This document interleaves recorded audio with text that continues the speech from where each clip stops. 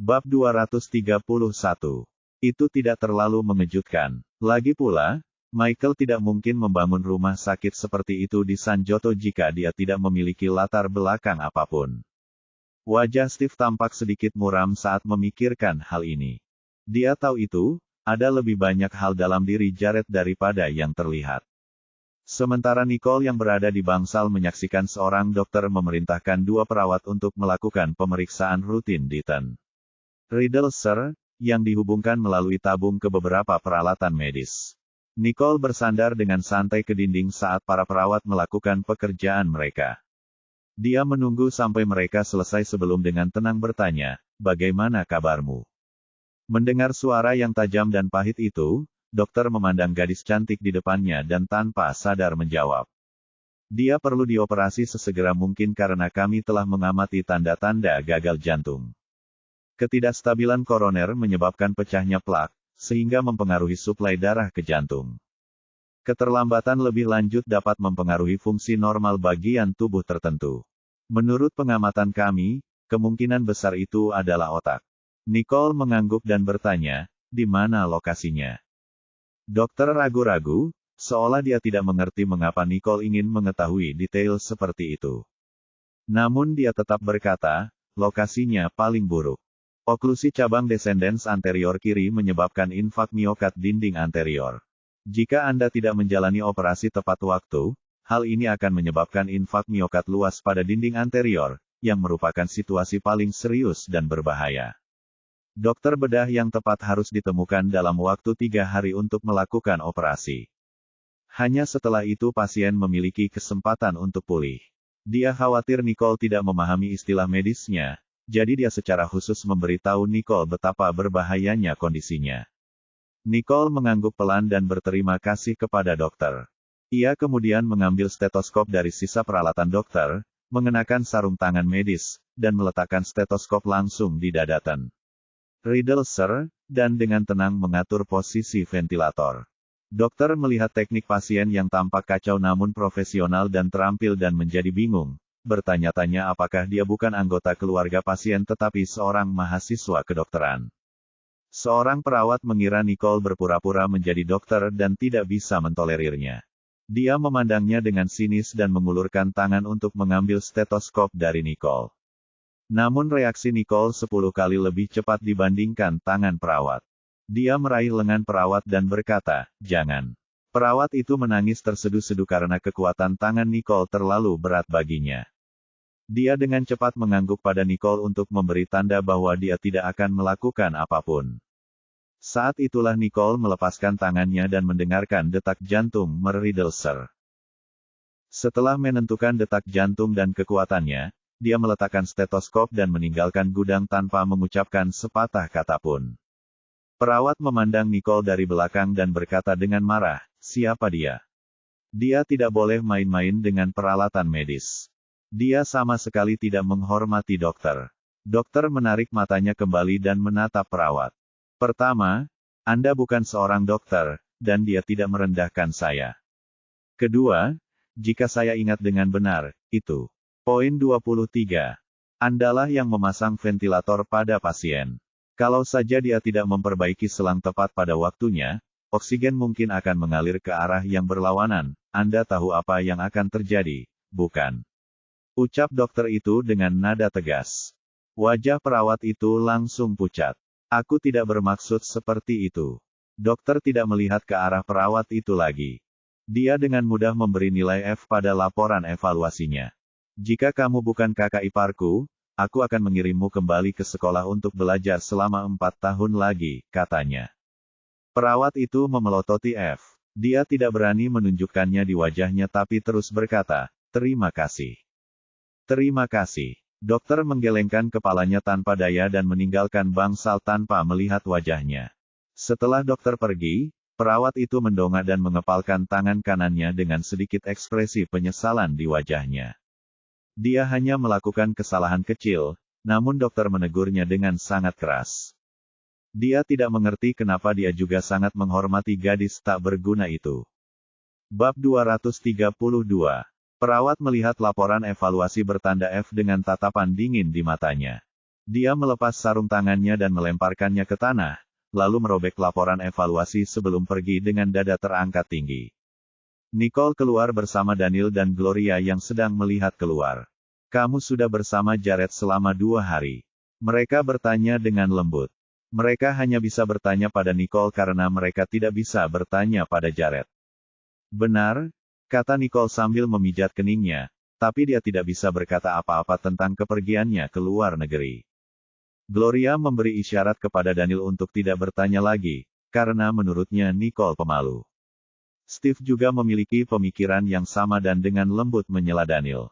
Nicole, kami berencana mempersiapkan kakek untuk operasi dalam 3 hari, tapi kami belum menemukan dokter yang cocok. Saya pikir Jared sedang bertemu dengan CEO rumah sakit saat ini, katanya. Nicole sedikit terkejut sekaligus terharu, karena Jared tidak pergi melainkan menemukan seseorang untuk membantunya. Gloria melihat Nicole dalam keadaan linglung, jadi dia menanyakan pertanyaan yang paling mengkhawatirkannya. Tidak apa-apa berkencan dengan Jared, tapi kamu seharusnya memberi tahu kami. Kami tidak dapat menghubungi Anda. Nicole merasa sedikit bersalah. Maafkan aku, Ibu. Saya mematikan telepon saya dan tidak menerima panggilan. Profesinya ditakdirkan untuk membuat Gloria khawatir, jadi sebaiknya dia tidak memberitahunya. Daniel dan Gloria saling berpandangan. Karena Nicole telah mengakui kesalahannya, mereka tidak boleh mengungkitnya lagi. Daniel terbatuk untuk berdehem dan berkata, Nicole, aku tidak menentangmu menjalin hubungan, tapi kamu harus memberi tahu kami. Jika tidak, kami akan khawatir jika Anda tiba-tiba menghilang. Apakah kamu sedang jatuh cinta? Samuel memutar matanya. Dia berada di sekolah dan tidak tahu tentang kehidupan pribadi Nicole. Spencer mencubit lengan Samuel dari belakang dan menatap Nicole, tidak berkata apa-apa. Nicole tidak pemalu seperti yang mereka kira. Dia hanya mengangguk pelan dan berkata, saya akan melakukannya. Jangan khawatir, Nicole rupanya adalah anak bungsu mereka. Gloria dan Daniel tidak segan-segan mempercayai apa yang dikatakan Nicole. Tak satu pun dari mereka mengatakan apapun, hanya tersenyum dan mengangguk. Nora sangat marah ketika Nicole tidak ditegur, bahkan setelah menghabiskan 2 hari bersama seorang pria di luar. Dia melangkah maju dan berkata, Bu, Ayah, kamu masih memanjakan Nicole.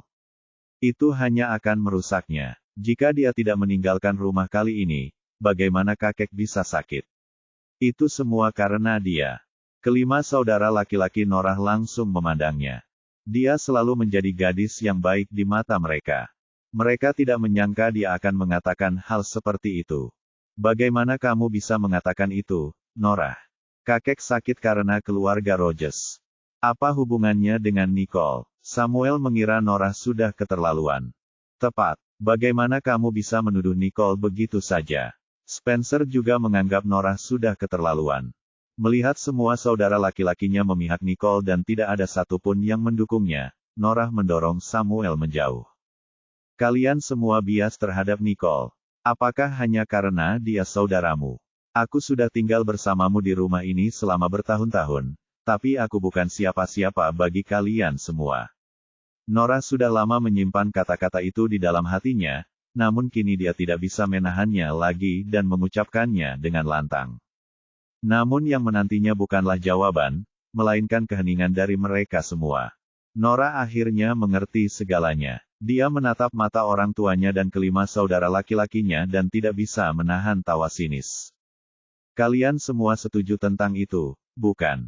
Sepertinya tidak ada seorang pun di keluarga ini yang memperlakukanku seperti kamu.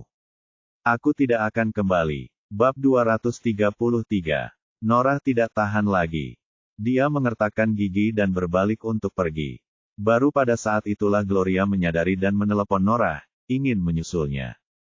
Namun Daniel menghentikannya. Jika kamu mengejarnya sekarang, itu hanya akan memberinya harapan palsu dan akan semakin menyakitinya.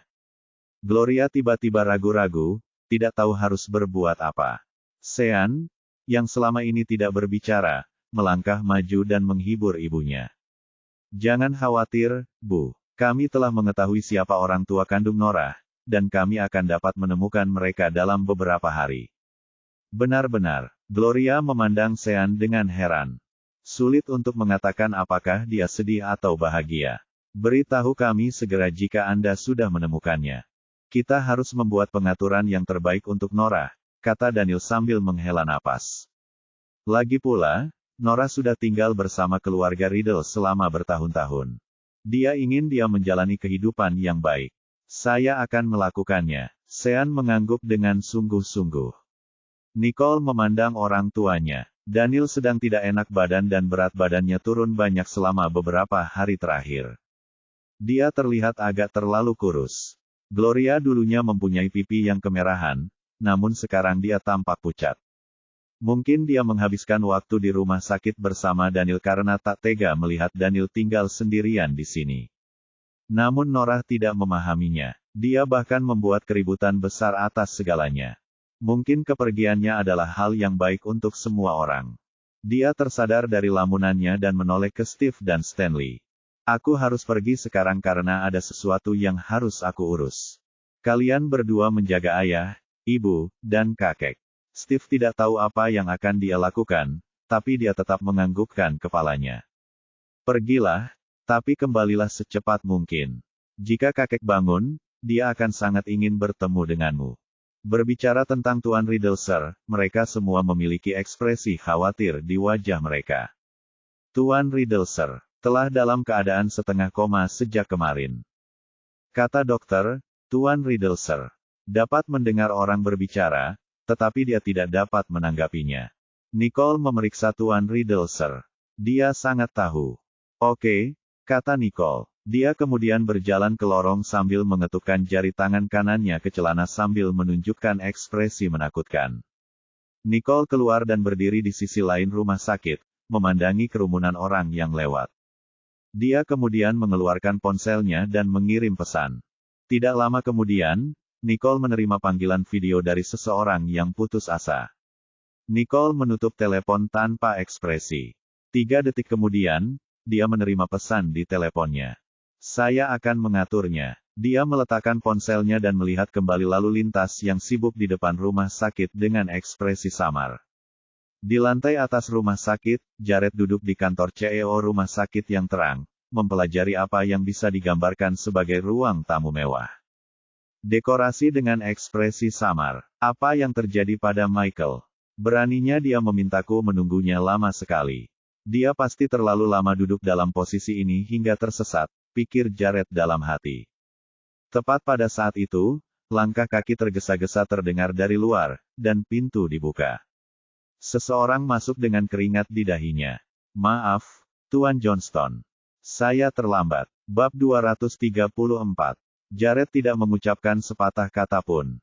Dia bangkit dan berjalan ke balkon, bersandar di balkon untuk melihat ke bawah sementara jari-jarinya dengan lembut membelai ambang jendela marmer putih. Lama tidak bertemu, Michael. Sepertinya kamu sedang berpura-pura saat ini, kata Jared. Michael menyeka keringat di keningnya dan meminta maaf berulang kali. Saya sedang melakukan pemeriksaan di lantai dasar. Ketika saya mendengar Anda akan datang, saya segera kembali. Karena terus-menerus berada dalam bayang-bayang Jared, Michael menjadi kesal padanya. Namun dia tidak berani menunjukkannya di depan Jared. Sebaliknya, dia tersenyum dan berkata, tetapi seorang pasien darurat tiba-tiba dibawa masuk. Saya harus menjaganya. Kalau tidak, saya tidak akan berani membuat Anda menunggu. Tuan Johnston, Jared memandangi tubuh gemuknya dan berkata dengan dingin, sebaiknya Anda menunggu. Dia lalu tersenyum tipis. Sekarang, mari kita bicara bisnis. Dia menoleh ke Michael dengan ekspresi samar di matanya. Michael merasa terintimidasi dan segera menundukkan kepalanya. Meski begitu, dia tetap tersanjung. Siap melayani Anda, Tuan Johnston. Jared menatapnya dengan ekspresi dingin di wajahnya yang tersenyum. Kamu harus tahu kondisi Benjamin, ujarnya. Tuan Riddle Sir, adalah sosok utama keluarga Riddle. Michael terkejut selama 2 detik sebelum menjawab, ya, saya sudah memeriksanya setelah dia dibawa masuk.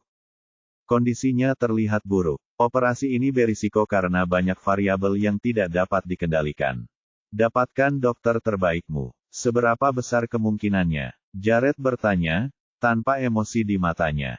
Dokter terbaik di bawah komandonya sekarang sedang belajar di Yamenia, dan perlu hari terakhir untuk melakukan perjalanan pulang. Selain itu, dia harus menghentikan studinya. Sekalipun Michael menolak, dia tidak punya pilihan selain memanggil dokter itu kembali. Kemungkinannya 60%, katanya. Jared mengerutkan kening sambil berpikir, karena peluang 60% terlalu rendah. Begitu banyak dokter terbaik di rumah sakit Anda. Anda menahan sekelompok orang tak berguna di rumah sakit. Bagaimana jika kamu pensiun dini? Ekspresi Michael tiba-tiba berubah.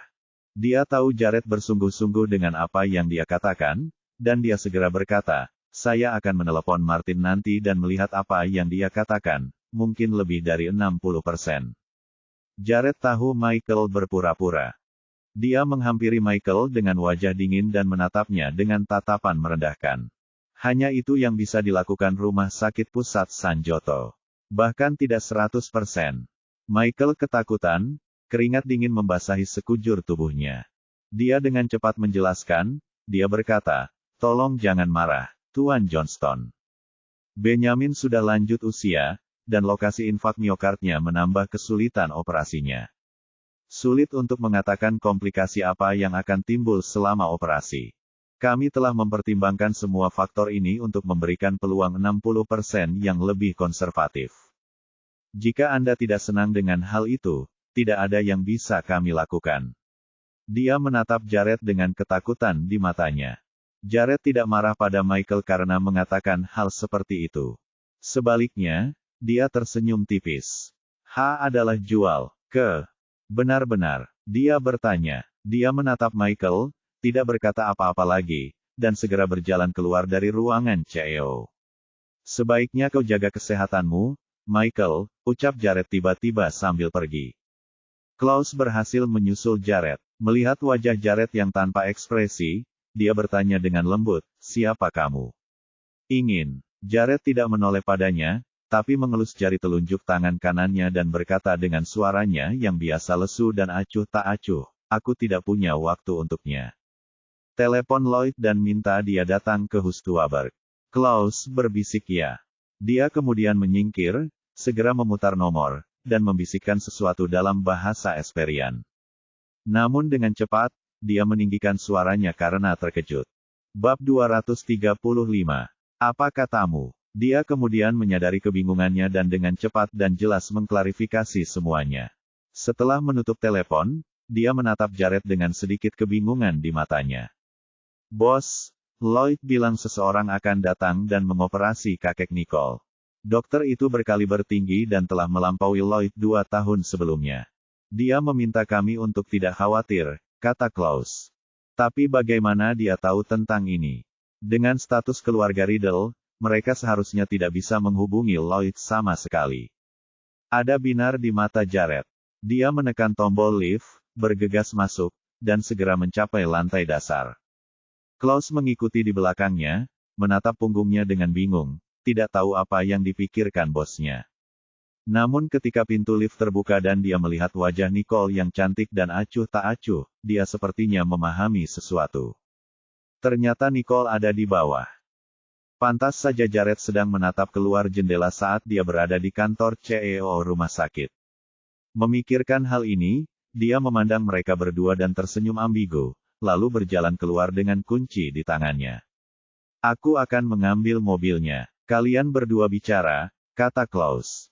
Jared memandang Nicole di depannya, wajahnya tetap tenang dan tenang seperti biasa, tampak seolah tidak ada yang bisa mempengaruhi penilaiannya. Kalaupun ada tanah longsor di depannya, dia tetap tidak peduli. Ada pandangan pemahaman di matanya ketika apa yang baru saja dikatakan Klaus terlintas di benaknya. Matanya berbinar-binar dalam cahaya, seolah-olah cahaya itu dibiaskan melalui pupilnya. Nicole menatapnya, tapi tidak ada emosi di matanya. Apakah kamu melihat kakekmu? Jared bertanya, senyumnya lembut dan suaranya lembut. Nicole mengangguk dan melangkah ke lift. Kamu kembali dulu. Terima kasih telah mengirimku ke sini hari ini. Jared tidak berkata apa-apa lagi, hanya melihat pintu lift tertutup dan Nicole menghilang dari pandangannya. Dia berdiri di tempatnya dan dengan lembut mengepalkan jari-jarinya. Dia berpikir setelah apa yang mereka lalui bersama di luar negeri, dia akan berubah pikiran tentangnya. Tapi dia salah, dia masih sangat jauh. Dia bahkan merasa sedikit frustasi. 1. Nicole kembali ke lantai 10. Ketika Steve melihat punggungnya, dia tersenyum lembut. Itu tadi cepat. Nicole memberi hormat padanya ketika dia memasuki gudang terlebih dahulu untuk memeriksa tuan. Teka-teki Sir. Setelah memastikan tidak ada yang berubah, dia keluar dan berkata kepada Daniel dan Gloria, peralatan dan layanan medis di sini tidak memadai. Saya berencana memindahkan kakek ke rumah sakit lain. Memindahkan kakek ke rumah sakit lain. Daniel dan Gloria saling berpandangan dengan tatapan bingung. Mereka mengira ini adalah rumah sakit terbaik di Sanjoto. Jika Nicole tidak melakukannya, mengingat itu cukup baik, mereka tidak tahu harus kemana lagi. Nicole menatap wajah mereka dan tersenyum lembut. Jangan khawatir, serahkan saja semuanya padaku, katanya. Dikatakan, bab 236. Gloria dan Daniel melihat senyuman di wajah Nicole dan tanpa sadar mengangguk. Daniel lalu berdiri. Kalau begitu aku akan menjalani prosedur pengembalian. Tetaplah di sini, ayah. Serahkan padaku, kata Stanley dan menatap Nicole penuh arti sebelum berjalan menuju konter layanan rumah sakit. Hati Nicole terasa hangat melihat keluarganya mempercayainya tanpa syarat. Saat mereka menunggu Stanley kembali, suara dingin terdengar dari belakang mereka. Daniel, beraninya kamu mengambil keputusan tanpa berkonsultasi denganku. Kenapa kamu ingin mengeluarkan ayahmu dari rumah sakit? Apa kamu mencoba membunuhnya? Nicole tidak menoleh ke belakang tetapi sudah tahu suara siapa itu. Itu Dillon, paman keduanya. Dia tahu dokter akan memberitahu orang-orang ini begitu dia meminta rumah sakit untuk memulangkan kakeknya. Jadi dia tidak terkejut sama sekali saat Dexter datang juga. Masalah dengan Dillon adalah nada suaranya. Nicole menatap Dillon dengan tatapan dingin di matanya. Itu adalah ide saya untuk melepaskannya. Datanglah kepadaku jika kamu mempunyai masalah dengan itu, katanya dingin. Saat Dillon kembali menatapnya, dia mencibir. Ternyata itu kamu, Nicole. Anda mulai membuat masalah segera setelah Anda kembali. Sebaiknya kamu tidak kembali. Bagaimana kamu bisa begitu jahat di usia muda? Kakekmu sedang sekarat.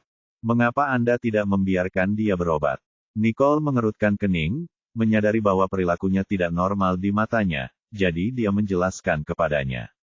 Saya di sini untuk memberinya perawatan yang lebih baik. Sebelum Dillon sempat mengatakan apapun, seseorang tiba-tiba mencibir dan berkata, aku terkejut kamu berani mengatakan itu, Nicole. Nicole menoleh ke belakang dan melihat Damien menatapnya dengan mata dingin. Dia rupanya baru saja tiba dan mendengar percakapannya dengan Dillon. Dia mengabaikannya, hanya duduk, dan menunggu Stanley kembali. Dillon sangat marah dengan kelakuan Nicole. Dia menoleh ke arah Daniel dan mengejek, lalu berkata, lihatlah betapa hebatnya putrimu. Dia orang jahat, seolah menyakiti saja belum cukup, dia kini ingin membunuh ayahnya. Kenapa kamu tidak mengutuknya? Setelah Tuan Riddle Sir jatuh sakit, Daniel melihat sikap saudara-saudaranya dan menaruh dendam terhadap mereka. Sekarang mendengar suara Dillon yang bertanya, dia diam-diam menoleh ke Nicole. Setelah menerima tatapan meyakinkan dari Nicole, kekhawatirannya mereda. Dia tidak akan mencela putrinya hanya karena saudara laki-lakinya yang kedua. Awalnya Gloria khawatir Daniel akan berpihak pada kakak-kakaknya. Tapi melihat reaksinya, dia tidak khawatir lagi. Dia selalu menjadi orang yang lembut, tapi sekarang dia menatap Dillon dengan dingin. Berhentilah menuduh Nicole melakukan ini dan itu. Setidaknya dia bergegas menemui kakeknya begitu dia turun dari pesawat. Sebaliknya, kamu hanya datang sekali selama 2 hari, tapi pernahkah kamu repot-repot mengunjungi ayah? Sekarang kami telah memindahkan ayah ke rumah sakit lain, Anda menghentikan kami. Aku penasaran apa yang kamu rencanakan. Tentu saja Dillon takut pada Gloria. Dia mencibir dan menanyainya. Berhentilah mencari-cari kesalahanku, aku hanya sibuk dengan pekerjaanku. Tapi Anda, saya ingin tahu apakah Anda tahu apa yang Anda bicarakan. Tahukah kamu bahwa ini adalah rumah sakit terbaik di Sanjoto? Anda dibutakan oleh kebohongan putri Anda. Saya ingin tahu apakah dia tahu rumah sakit mana yang terbaik di Sanjoto. Sungguh konyol bagi kalian semua untuk mempercayai apa yang dia katakan. Nicole memandang Dillon. Jadi, kamu tahu banyak ya? Sudahkah kamu menemukan dokter yang memiliki keyakinan 100% dalam menyembuhkan kakek? Dia bertanya datar. Dillon tersedak oleh apa yang dia katakan. Dia masih belum bisa menemukan dokter yang baik, bahkan dia belum bertemu dengan CEO rumah sakit tersebut. Tapi Nicole, sebagai seorang junior, tidak seharusnya meremehkannya, pikirnya. Dia memandang Nicole dan merasa kesal. Bisakah bajingan sepertimu menemukan dokter yang lebih baik, padahal aku sendiri tidak bisa menemukannya? Dexter memandang Nicole. Kamu bahkan tidak memiliki Riddle sebagai nama belakangmu. Bisakah Anda menemukan rumah sakit dan dokter yang lebih baik? Bab 237. Nicole memandang pamannya dengan senyum masam. Bagaimana jika aku bisa menemukannya? Dillon tertawa terbahak-bahak, hampir terkejut dengan pernyataannya yang tidak tahu malu. Jika kamu bisa menemukannya, aku akan berlutut padamu. Dexter menatap wajah Nicole yang tenang dan mengerutkan keningnya perlahan. Dia tidak akan pernah mengatakan sesuatu yang gegabah dan sembrono seperti yang dilakukan Dillon. Nicole menatap Dillon dengan ekspresi wajah yang tenang, sangat kontras dengan tawa Dillon yang riuh. Tantangan diterima. Paman Damien, kamu juga mendengarnya, kata Nicole sambil memandang Damien. Damien tidak menyetujui pemindahan tersebut, tetapi reaksi Dillon menimbulkan kecurigaan Nicole. Jadi dia punya perasaan rumit saat melihat Nicole. Setelah berpikir sejenak, dia bertanya, apakah kamu yakin kakekmu akan pulih setelah dipindahkan ke rumah sakit lain? Nicole memandangnya tetapi tidak berkata apa-apa. Dia kemudian duduk kembali bersama orang tuanya. Sikap macam apa itu? Teriak Dillon. Dexter mengerutkan keningnya melihat sikap Nicole yang tidak menghormati Damien. Damien tahu bahwa Nicole memiliki lebih dari yang terlihat. Daripada marah pada Nicole seperti yang dilakukan Dillon, dia tersenyum lembut dan berkata, karena kamu bersikeras melakukannya, lakukan apa yang kamu katakan. Selesaikan transfernya. Damien, apakah kamu gila? Damien. Dua suara terdengar bersamaan saat Dillon dan Karen menatap Damien dengan tidak percaya. Mereka mengira Damien pasti tersihir. Kalau tidak, dia tidak akan mendukung Nicole. Tapi Damien mengabaikan mereka berdua dan masih menatap Nicole. Apakah dokter yang Anda temukan ada hubungannya dengan keluarga Rogers? Nicole meliriknya. Ada banyak orang di pesta ulang tahun keluarga Rogers hari ini.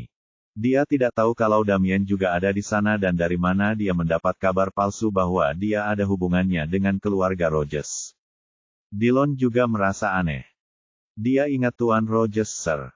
Datang ke keluarga Riddle, meminta mereka untuk menyerahkan seorang gadis. Hanya Nicole dan Chloe yang absen hari itu. Sejak Tuan Rogers, Sir, tidak mencari Chloe, lalu, dia menatap Nicole dan tidak bisa menerima kesimpulan ini. Nicole tidak peduli apa yang ada dalam pikiran orang-orang ini. Dia kembali menatap Damien dengan ekspresi tidak jelas.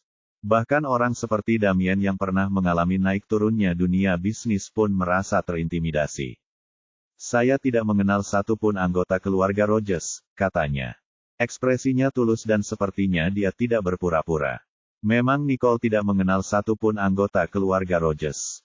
Dia hanya bertemu mereka sekali di pesta ulang tahun hari itu. Damien memandangnya, tidak terlalu yakin. Tapi Dillon percaya dengan apa yang dikatakan Nicole. Dillon tidak melakukannya, pergi ke pesta ulang tahun keluarga Rogers dan tidak tahu apa yang dilihat Damien. Jadi dia segera menepis anggapan bahwa orang tersebut adalah Tuan Rogers, Sir. Yang dicari adalah Nicole karena sepertinya hampir mustahil. Bab 238. Dillon memandang Damien dan kemudian Nicole lagi. Dia tidak lupa bahwa Nicole baru saja menertawakannya karena tidak dapat menemukan dokter yang baik untuk merawat ayahnya. Dia mencibir dan berkata, siapa keluarga Rogers? Kenapa kamu bertanya seperti ini, Damien? Tentu saja, saya percaya Anda, Nicole, bahwa Anda tidak mengenal keluarga Rogers. Tapi sekarang aku penasaran siapa dokter yang kamu cari itu, kata Dillon. Nicole memandang Dillon sambil tersenyum. Kamu tidak perlu tahu. Anda hanya perlu mengingat apa yang Anda setujui. Suaranya lembut tapi dengan sedikit nada menghina. Dillon baru saja mengatakan bahwa dia akan berlutut di hadapan Nicole jika dia dapat menemukan dokter yang dapat menyembuhkan Tuan. Teka-teki, Sir. Semua orang telah mendengarnya, dan Dillon tidak menyangkalnya. Bahkan rumah sakit terbaik di Sanjoto hanya mempunyai peluang 50% untuk menyembuhkan Ten. Teka-teki, Sir. Dia tidak percaya Nicole bisa melakukan apapun untuk menjamin pengobatan Riddle, Sir, berhasil. Tidak peduli siapa yang dia cari, kemungkinan operasi ini masih di bawah 50%. Itu kurang dari setengah kemungkinannya. Dillon tidak takut sama sekali ketika memikirkannya. Tentu saja, jika kamu bisa menyembuhkan kakekmu, dan dia tidak menderita gejala sisa, aku tidak akan ragu untuk berlutut di hadapanmu. Tapi kalau kamu tidak bisa, ada tatapan sinis di matanya, kamu akan menjadi pendosa keluarga Riddle. Nicole tidak terintimidasi. Dia mengangguk setuju. Jika dokter yang saya temukan tidak dapat menyembuhkan kakek saya akan meninggalkan keluarga. Awalnya, Daniel dan Gloria sedang menonton, tapi saat mereka mendengar Nicole mengatakan ini, mereka menjadi cemas. Kamu seharusnya tidak mengatakan itu, Nicole. Nicole membakar jembatannya. Mereka bertanya-tanya dokter seperti apa yang Nicole cari, tapi Nicole begitu percaya diri. Steve dan Spencer mengerutkan kening. Saat mereka hendak mengatakan sesuatu, Nicole memberi isyarat agar mereka tenang. Dia lalu menatap Dillon dengan ekspresi dingin.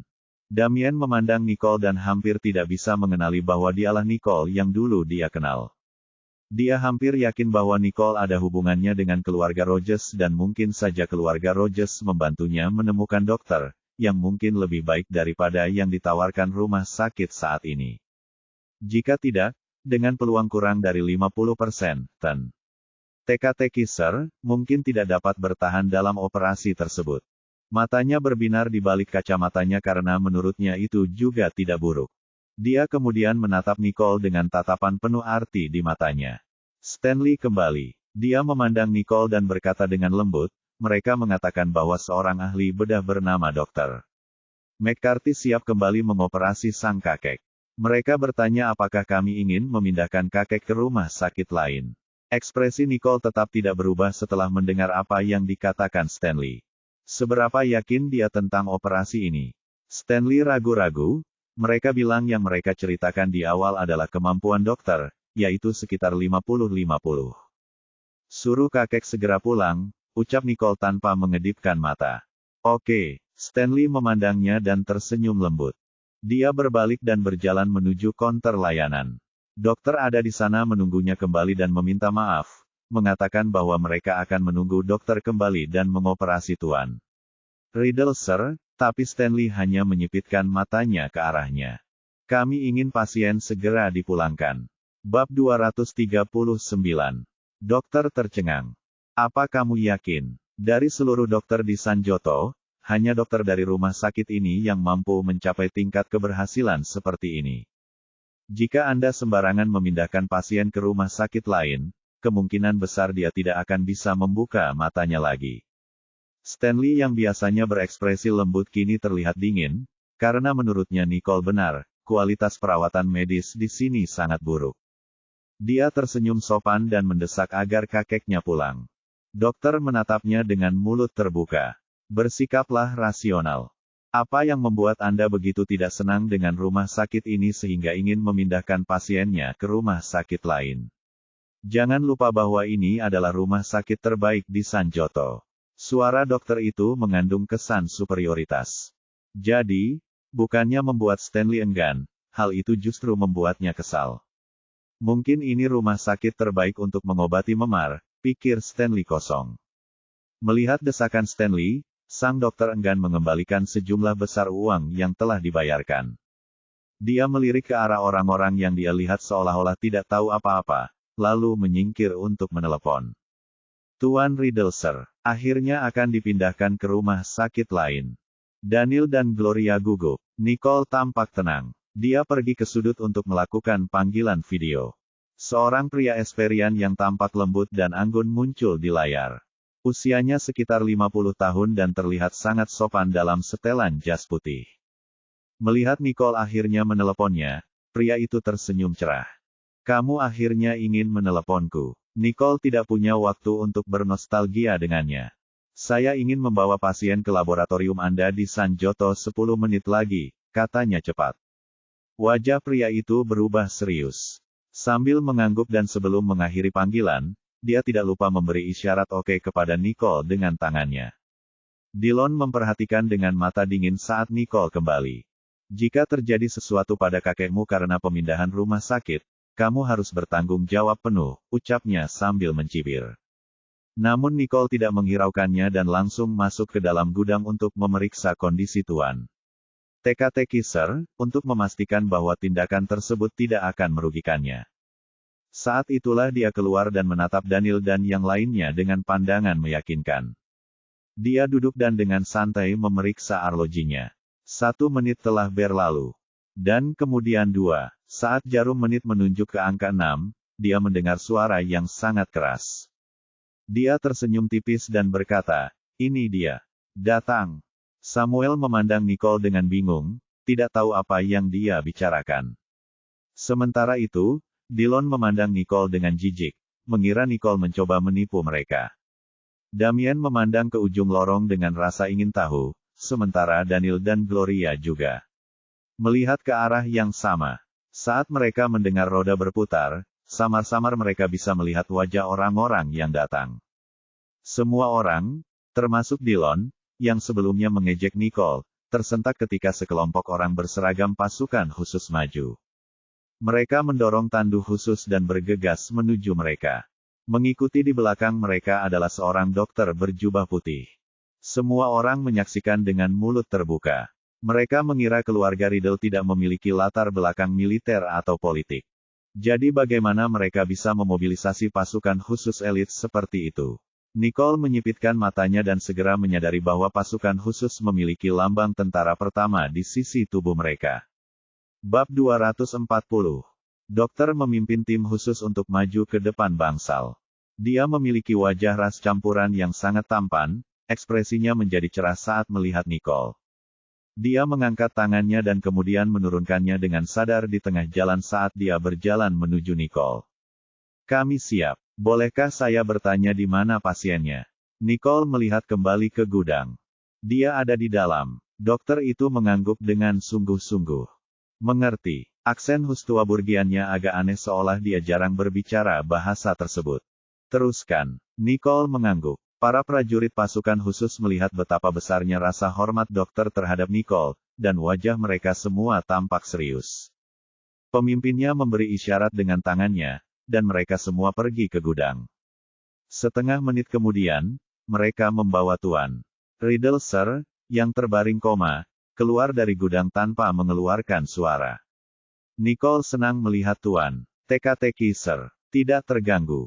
Tandu terbuka penuh, dan semua instrumen pendukung tanda-tanda vital tersedia. Adegan itu menarik banyak perhatian. Hampir semua orang di gedung itu menjulurkan kepala ke leher karetnya. Saat melihat pasukan khusus berwajah dingin, banyak orang yang ketakutan dan langsung menarik kepala ke belakang. Seluruh lantai menjadi sunyi ketika orang-orang melihat betapa besarnya rasa hormat prajurit pasukan khusus terhadap Nicole. Bahkan orang-orang dari Riddle dengan fanatismenya pun tampak kaget, tidak menyangka Nicole akan mendapat bantuan dari pasukan khusus. Beberapa prajurit pasukan khusus dari Angkatan Darat Pertama Hustuaburg setara dengan kekuatan tempur sebuah resimen. Bahkan Daniel memandang Nicole dengan tidak percaya. Siapa mereka, Nicole? Dia bertanya. Ketika Nicole melihat ekspresi ketakutan di mata mereka, dia menyadari bahwa tentara pasukan khusus mungkin membuat mereka takut. Dia ragu-ragu selama beberapa detik dan kemudian berkata, mereka adalah aktor yang saya pekerjakan. Mungkin hanya Gloria dan Dillon yang mempercayai perkataannya. Steve mendorong kacamatanya ke atas hidungnya. Berhentilah membodohi kami lagi, katanya dengan ekspresi seakan-akan kamu sedang bercanda. Mereka dapat mengetahui apakah garis-garis pada seragam prajurit tersebut merupakan tanda militer atau bukan. Nicole memandang Steve, yang sepertinya mengetahui segalanya, dan berkata, dokter itu adalah teman saya. Tapi aku tidak begitu tahu siapa yang lainnya. Temanmu. Semua orang masih takjub. Nicole tidak mengenal Tuan. Hanya Ellison tapi juga punya teman seperti ini. Damien terdiam. Yang lain tercengang dan hanya bisa menarik kembali ekspresi kaget mereka. Sementara itu, Dillon yakin orang-orang itu adalah aktor yang disewa Nicole. Jadi dia tidak bisa menahan diri untuk tidak mengejeknya. Aku tidak percaya gadis semuda kamu memainkan sandiwara ini, sungguh memalukan bagi keluarga Riddle. Begitu dia selesai berbicara, dia menerima tatapan aneh dari semua orang, yang membuatnya terkejut. Sedikit bingung, dia bertanya-tanya apakah dia telah mengatakan sesuatu yang salah. Damien memandang Dillon dan menghela nafas. Hanya Dillon yang percaya dengan penuturan Nicole. Tentu saja, Nicole memiliki lebih dari yang terlihat. Memikirkan apa yang dia katakan kepada Nicole sebelumnya, Damien merasakan penyesalan yang aneh. Dia berpikir untuk mengejek Nicole sebelumnya, tidak menyangka bahwa Nicole mampu mengerahkan kekuatan elit seperti itu. Dia melirik Nicole dengan sedikit tatapan serius di matanya.